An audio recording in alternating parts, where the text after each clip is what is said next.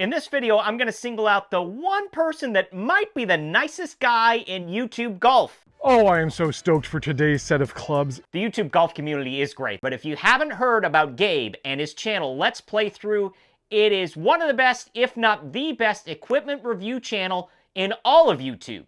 It's not easy to put together one of these great channels that really goes in depth like Gabe's, so we talk about it in this interview, along with the two most common mistakes amateurs make when it comes to picking equipment. They see a great club and they see the great reviews about those clubs, but then they're not thinking about, okay, where's your game at right now? And he's so nice, he helped me out along the way. This is the YouTube community here, so I appreciate you stepping up. Let's go to the interview I got with him at the PGA Show in Orlando.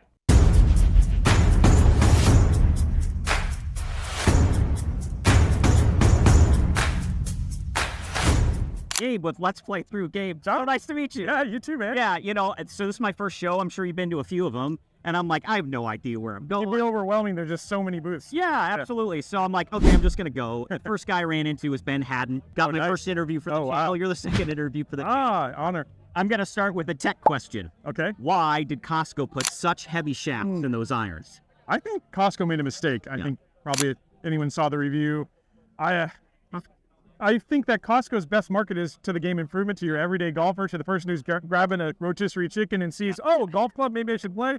And so I think it was I can't say calculated mistake. I think they just made a mistake, honestly. Yeah, it's and I was going through threads. Somebody was just saying cost, right? They could get those shafts on the cheap. They were a little bit heavier. That makes sense. Been the reason. That makes a lot of sense, too. It's all about buying in bulk with them. Listen, I just wanted to start with some tech questions so I could get a little bit of credibility with you. But let's talk about your channel. And we were at the same booth here at Cobra. I was just watching you do your thing, and the time and the energy that you put into it, it's what's required. I mean, you need legitimacy to what you do on your channel, but there's a legitimacy, I think, in YouTube golf that maybe is a little lacking. But talk about the behind the scenes and what folks don't see as far as the prep and the work to present what you present. Sure. Well, probably a lot of people don't know I'm basically a one-man band. My friend Chris is here. He helps produce the show and sort of behind the scenes there, but I do all the heavy lifting in terms of I'm out there with my camera on the course, setting it up. I'm hitting the shots. I'm editing the video. I'm making the thumbnails, the whole 9 yards. So it's a big process, but it's something I love to do. So for me, it never feels like work, I guess. I mean, I feel like I'm really lucky. I get to do what I do and to get to go to events like this where you're seeing all this. Like as a golfer, I'm like a kid in a candy store. Like this is like my Disney World. Like I won't be going down the streets of Disney World. This is it here for me. So it's a lot of work, but I'm passionate about it. The editing is not my jam. I do it. Giveaway. I've got one. As a special thank you to the early subscribers of Iron Sharp and Irons Golf, I'm giving away a 3-night stay at a cabin on the Oregon coast that's right next door to Bandon Dunes. If you're interested, all you have to do is subscribe to the channel and sign up. That link is in the description. Check it out right now. Hundreds of comments, thousands of comments that you look through and handle. What do most amateur golfers overthink when it comes to equipment? Do they overthink shaft? Do they overthink swing weight? What is it they read way too much into instead of just getting a normal set, quote unquote, and going out playing? So there's probably two common mistakes I see most often. I would say with the irons, the shaft is probably about 5% of the, if I was to swing one brand's 95 gram stiff shaft, another brand's 95 gram stiff shaft, the variability there is going to be very minimal. And I could even probably with my swing make a couple adjustments so that we're getting apples to apples. And that's what I try to do on the channel anyways, is get as much apples to apples as I can. So I do think there's a little bit more emphasis placed on the steel shaft side with irons. It does make a bigger difference with drivers for sure. I mean, kick points and all that sort of thing plays a big role. But with irons, I think that may be a little thought about too much. And then I'd say, I get a lot of comments. So if I really love a set of golf clubs, like I just tried these multi-irons and I really loved them, but they're really for kind of lower handicappers. And so I think a lot of people make the mistake of they see a great club and they see the great reviews about those clubs, but then they're not thinking about, okay, where's your game at right now? So that might be a great club for me or for someone in that, I'm a 4.5 handicap, but for someone who's a 15 or a 20 or just getting started may not be the best club. So I see people kind of buy clubs just solely on a good review, but don't really do their own research behind it too, which is important. Obviously. Yeah. And then I'm curious for you, because I had a problem. I went to I played PXGs, I played the MMT shaft, 70 grams, right? So it's a lighter shaft. And then I go to the Costco ones, and now I'm like all over the place. I can't I can't seem to find a groove on either one now. Okay, yeah. So for you, you're demoing all these different clubs.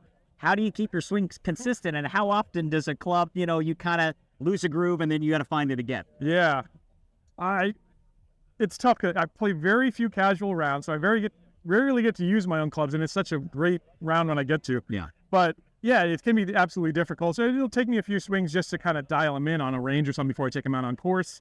And then I think I just don't. I'm Live TV, well, not live, but that's funny.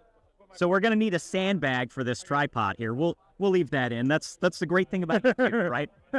Where were you going back and forth between your clubs? How do you get back in the group? And yeah, I mean, certainly. Where was I going with that? Yeah. A falling tripod usually will throw anybody for a loop here, but good save by Chris. Thank you. But I think to sum it up, it's challenging, right? And again, you said it's absolutely challenging. You don't get casual rounds in. You're focused on your viewers, and I guess Right. Let me ask this question.